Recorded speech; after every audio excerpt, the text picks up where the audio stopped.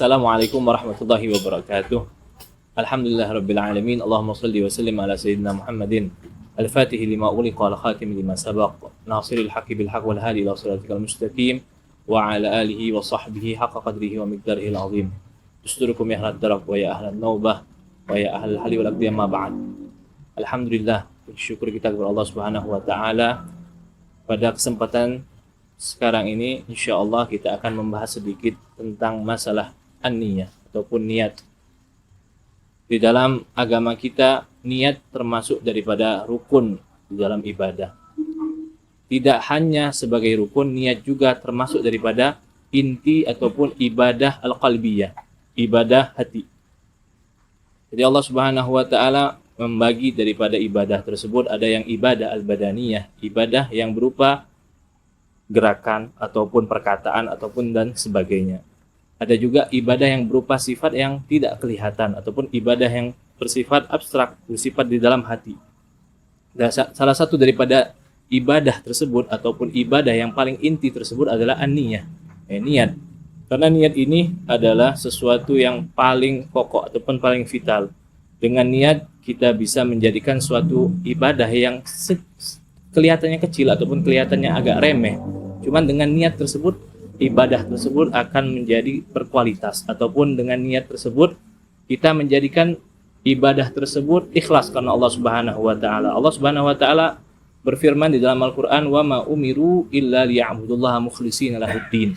Kita tidaklah diperintahkan kecuali untuk beribadah kepada Allah Subhanahu wa taala dengan ikhlas. Sedangkan ikhlas itu sendiri adalah amal daripada amal hati. Tidak kelihatan sama sekali. Niat tersebut bisa menjadikan kualitas suatu ibadah tersebut bernilai besar. Dan karena niat juga itu bisa merusak daripada yang suatu ibadah yang besar yang harusnya dia bernilai besar dan juga mendapatkan pahala yang besar, bisa menjadikan ibadah tersebut hancur, bahkan tidak diterima, bahkan menjadi sebab daripada orang itu celaka. Kata Nabi Muhammad SAW di dalam hadisnya, "Rubba gatilin bainas safaini wallahu ya'lamu biniyatih." Terkadang orang yang dia itu perang karenanya untuk menegakkan daripada agama Islam ataupun menegakkan daripada agama ini, namun Allah Subhanahu wa taala tahu apa hatinya. Dia pengen dikatakan bahwasanya dia adalah orang yang pemberani, dia adalah seorang pendekar. Karena niat tersebut harusnya yang amal besar seperti ini, yaitu amal yang harusnya mendapatkan ganjaran berupa pahala yang sangat besar, mendapatkan surga dari Allah Subhanahu wa taala, namun amal tersebut menjadikan dia celaka ataupun selamanya masuk ke dalam nerakanya Allah Subhanahu wa taala. Ini sebab semuanya karena niat. Insyaallah kita selalu mengoreksi daripada niat-niat kita. Ulama mengajarkan kepada kita untuk selalu tajdidun niyah, untuk selalu memperbarui niat. Karena niat ini walaupun misalnya kita analogikan, misalnya kita lagi sholat malam. Kita di sholat malam tersebut mungkin kita pengen nggak mau dilihat sama orang. Kita di malam tersebut kita pengen hanya kita sama Allah Subhanahu wa taala. Kita pengen berbincang sama Sang Khalik. Kita pengen mengadukan apa semuanya kepada Tuhan kita, Sang Pencipta. Namun mungkin saja pada kesempatan itu ada yang melihat kita. Misalnya orang tua melihat kita ataupun istri kita melihat kita. Itu bisa menjadikan apa? Berubah niat tersebut. Nah inilah ulama mengatakan kita harus selalu tajdidun niyah. Kita harus mengubah ketika ada sesuatu yang memalingkan niat kita dari Allah Subhanahu wa taala, kita palingkan lagi niat tersebut kepada Allah Subhanahu wa taala, yaitu ikhlas. Kemudian daripada niat juga kita dianjurkan oleh Allah Subhanahu wa taala untuk ta'addudun niyah, untuk memperbanyak niat-niat tersebut. Karena disebutkan di dalam hadis bahwasanya seseorang nanti mendapatkan banyak ganjaran di akhirat. Allah Subhanahu wa taala memberikan seorang hamba mendapatkan pahala haji, mendapatkan pahala puasa, mendapatkan pahala sedekah yang sangat banyak. Namun si hamba tersebut tidak pernah merasa bahwasanya dia beramal dengan amal-amal tersebut. Kemudian dijelaskan oleh Allah Subhanahu wa taala bahwasanya ini pahala yang kau dapatkan karena niatmu. Karena kau di masa hidupmu kau berniat bahwasanya jika aku mempunyai harta aku akan bersedekah. Kalau aku mempunyai harta dan kesempatan sehat walafiat aku mau mengerjakan haji dan umrah dan sebagainya. Itu adalah sebab niat. Kemudian niat ini nggak bisa kita sembarangan juga bahwasanya niat aja nanti kalau kita punya duit kita nanti mau sedekah 1 miliar. Ataupun kalau kita punya duit, kita mau memberangkatkan semua orang kampung kita untuk haji ataupun umroh. Itu tidak realistis, ataupun itu mungkin saja bisa. Cuman sebaiknya kita meniatkan sesuatu yang sesuai dengan kapasitas kita, sesuai dengan kemampuan kita. Karena di dalam niat tersebut juga ada syaratnya, yaitu sidq fin niyah, yaitu kesungguhan ataupun kejujuran di dalam niat. Diceritakan bahwasanya sahabat Nabi Muhammad SAW ini sebagai contoh bahwasanya seseorang itu terkadang dia berniat, namun dia tidak sidq di dalam niatnya, dia tidak jujur di dalam niatnya. Di dalam suatu riwayat bahwasanya sahabat Nabi yang bernama Tha'labah bin Hatib. Tha'labah bin Hatib ini cerita yang sangat terkenal. Kita sering mendengar daripada cerita ini. Bahwasanya Tha'labah ketika itu datang kepada Nabi Muhammad SAW. Seraya berkata, wahai Nabi Muhammad, ud'uli, doakan aku. Doakan biar aku mendapatkan harta yang banyak. Biar hartaku banyak dan aku bersedekah dengannya. Aku bakal la'utiyanna kulladhi haqqin haqqoh. Aku bakal memberikan semua orang yang mempunyai haknya aku akan berikan. Kata Nabi Muhammad, ya Tha'labah, wahai Tha'labah, qalilun tashkuruhu khairun min katsirin la tutiquh. Dinasihatin sama Nabi Muhammad SAW, karena Nabi Muhammad bisa melihat daripada kapasitas seseorang. Nabi Muhammad melihat Tha'labah ini kalau dikasih harta yang banyak mungkin saja dia terlena. Dia nggak bisa untuk memberikan sesuatu yang haknya tersebut. Dinasihatin sama Nabi, wahai Tha'labah, harta yang sedikit dan kau syukuri itu lebih baik daripada harta yang banyak yang kau tidak mampu menanggung daripada hak daripada harta tersebut. Kemudian Tha'labah masih ngeyel, masih dia minta sama Nabi Muhammad SAW untuk didoakan mendapatkan harta yang banyak.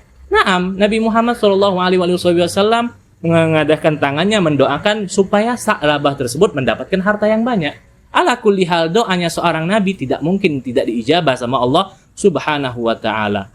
Kemudian setelah mendapatkan doa Nabi Muhammad SAW tersebut, Tha'labah ini mendapatkan daripada harta yang banyak. Diceritakan bahwasanya atau diriwayatkan bahwasanya dia mengambil daripada seekor kambing dan kambing tersebut berkembang biak sampai penuh kota Madinah dengan kambingnya Tha'labah tersebut. Setelah itu si Tha'labah keluar dari Madinah, artinya mencari tempat yang lebih besar untuk menampung daripada kambing-kambingnya tersebut, hartanya yang banyak tersebut. Kemudian Tha'labah keluar dari Madinah ke tempat yang lain, ke tempat daripada wadi. Wadi adalah ma bainal jabalain, syi'ib ataupun tempat di antara dua gunung. Itu semuanya penuh dengan kambingnya Tha'labah. Pada waktunya zakat, karena di dalam harta itu ada zakatnya. Ketika itu Nabi Muhammad SAW mengutus daripada 2 orang sahabatnya mengambil zakat-zakat orang yang ada pada saat itu. Si fulan zakatnya mana diambil, kemudian si fulan punya ini diambil zakatnya. Pas sampai ke Tha'labah, Tha'labah bilang, ini apa-apaan?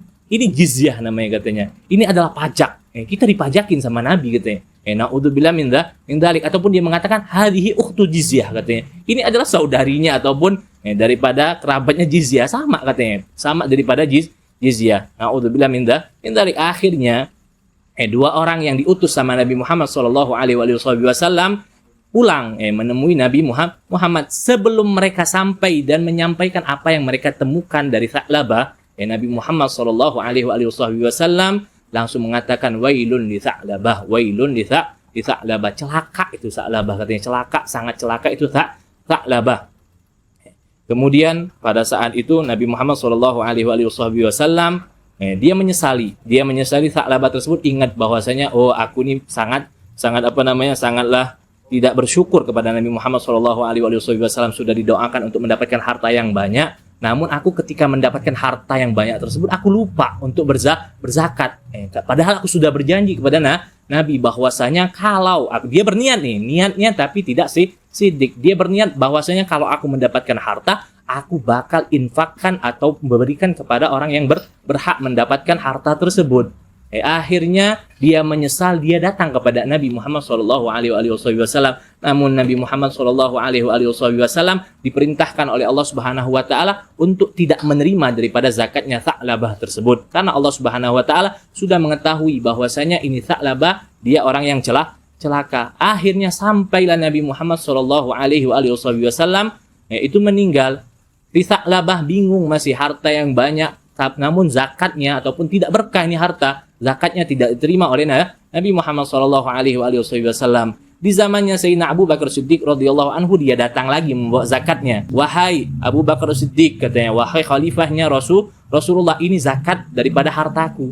Tapi kata Sayyidina Abu Bakar apa? Kata Sayyidina Abu Bakar, aku tidak bisa menerima zakatmu karena Nabi Muhammad SAW tidak menerima zakatmu. Akhirnya pada zaman Sayyidina Umar pun begitu, dia datang membawa zakatnya. Sayyidina Umar pun tidak menerima daripada zakatnya tersebut juga.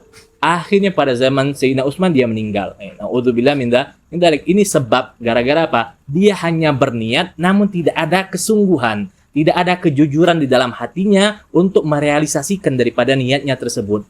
Jadi niat nggak sembarangan. Niat ini harus kita realisasikan, ataupun kita ada namanya siddiq fin niyah, ada kesungguhan, ada kejujuran di dalam niat. Adapun seseorang yang dipuji oleh Allah Subhanahu wa taala di dalam Al-Qur'an karena dia adalah orang yang shadiq, orang yang jujur di dalam niatnya. Diceritakan bahwasanya paman daripada Anas bin Malik namanya Malik ibn Nadr. Beliau adalah Malik ibn Nadr, itu adalah paman daripada Anas bin Malik, khadimnya Rasulullah SAW. Pamannya tersebut tidak ikut perang Badar, perang pertama yang diikutin oleh Nabi Muhammad SAW. Beliau tidak bisa hadir. Beliau mempunyai uzur pada saat itu. Namun dia mempunyai keinginan yang kuat. Dia mempunyai kejujuran di dalam niatnya. Dia mengatakan apa? Bahwasanya aku kalau sampai Nabi Muhammad SAW hadir dalam perang lagi, aku bakal ikut perang tersebut. Kemudian bakal aku tunjukkan bagaimana aku nanti Allah Subhanahu wa taala akan melihat daripada kesungguhan aku di dalam berperang, katanya. Aku bakal habis-habisan di dalam perang tersebut. Akhirnya ala kulli hal ditakdirkan dia untuk hadir dalam perang setelah dari perang Badar, yaitu perang Uhud. Kemudian betulan dia habis-habisan, pantang mundur, dia nggak mundur sama sekali di dalam perang Uhud tersebut. Diceritakan bahwasanya, diriwayatkan ini si Malik bin Nadr, orang yang shadiq di dalam niatnya, orang yang bersungguh-sungguh, orang yang jujur di dalam niatnya tersebut, dia perang dan tidak mundur sama sekali di perang Uhud. Ditemukan berapa? Daripada 90 lebih daripada antara bacokan pedang, ada hunusan pedang di tubuhnya tersebut, kemudian ada tombak, ada bekas tombak, kemudian ada bekas panah. Itu semuanya sampai tidak dikenali sama sekali jasadnya.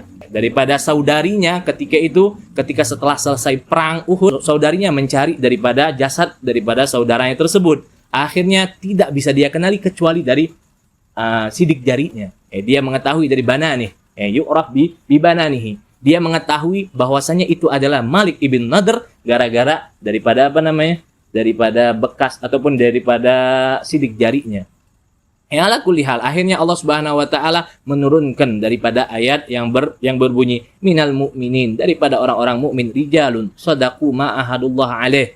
Daripada orang-orang mukmin itu ada daripada laki-laki, para pendekar yang mereka itu shadiq, mereka itu jujur di dalam apa yang sudah mereka niatkan, di dalam apa yang mereka janjikan kepada Allah Subhanahu wa taala. Malik ibn Nadr ini dia adalah orang yang jujur di dalam niat dia, bahwasanya kalau aku hadir perang lagi, kalau Nabi hadir perang lagi, aku bakal hadir, kemudian aku bakal habis-habisan. Beneran dia shadiq di dalamnya. Dia merealisasikan, dia tanfidun niyah. Dia merealisasikan daripada niatnya tersebut. Tidak hanya omongan. Kita sekarang banyak daripada niat yang hanya cuma di mulut saja. Aku pengen ini, aku pengen itu. Namun ketika Allah Subhanahu wa taala berikan kita kesempatan, Allah Subhanahu wa taala berikan kita takdir, Allah Subhanahu wa taala berikan kita apa yang kita niatkan tersebut, namun kita tidak mau untuk merealisasikannya. Na'udzubillah tsumma na'udzubillah min dzalik. Insyaallah Allah Subhanahu wa taala memberikan kepada kita daripada taufik hidayahnya sehingga kita bisa memperbanyak daripada niat-niat yang sudah Allah Subhanahu wa taala ajarkan kepada Nabi Muhammad. Karena Nabi Muhammad SAW selalu di dalam hidup-hidupnya itu berniat dengan niat-niat yang baik. Kemudian Nabi Muhammad juga mengajarkan kepada umatnya untuk selalu berniat. Innamal a'malu binniyat. Nabi Muhammad pernah menyebutkan di dalam sabdanya bahwasanya sesungguhnya amal-amal itu tergantung dengan niatnya. Amal itu tergantung dengan niat. Jika niatnya ikhlas karena Allah Subhanahu wa taala, niatnya karena dia pengen berbuat baik, insya Allah Allah Subhanahu wa taala memberikan ganjarannya. Maka sebaliknya, jika niatnya tidak baik ataupun niatnya itu tidak karena Allah Subhanahu wa taala, maka tidak akan mendapatkan ganjaran dari Allah Subhanahu wa taala. Sampai-sampai ulama saking pentingnya niat, ulama mengarang daripada kitabun niyah. Kitab hanya untuk apa? Untuk membahas niat-niat. Niat yang kau lakukan ketika kau bangun tidur. Apa yang kau niatkan ketika kau bangun tidur, kata ulama. Kau bangun tidur berniat, aku pagi hari ini aku mau beribadah kepada Allah Subhanahu wa taala. Aku mau sholat tahajud, sholat witir, kemudian sholat isya berjamaah. Kemudian aku mau membantu setiap orang yang kesulitan, aku akan bantu. Aku niat keluar dari rumah ini untuk menuntut ilmunya Nabi Muhammad. Kemudian jika ada orang-orang yang perlu bantuan, aku akan bantu. Ketika ada orang yang kesusahan, aku akan bantu juga. Ketika ada orang yang mau menyeberang, kemudian dia buta, nggak bisa nyeberang, aku akan bantu dia untuk menyeberang jalan tersebut. Itu adalah sesuatu yang diniatkan oleh para ulama. Kemudian diajarkan kepada keturunan-keturunannya dan kepada murid-muridnya. Supaya apa? Supaya kita selalu berniat-niat yang baik. Walaupun kita tidak kesampaian untuk melakukannya, insya Allah sudah tercatat di dalam buku amal kita. Man hamma bihasanatin falahu ajruha, kata Nabi Muhammad SAW.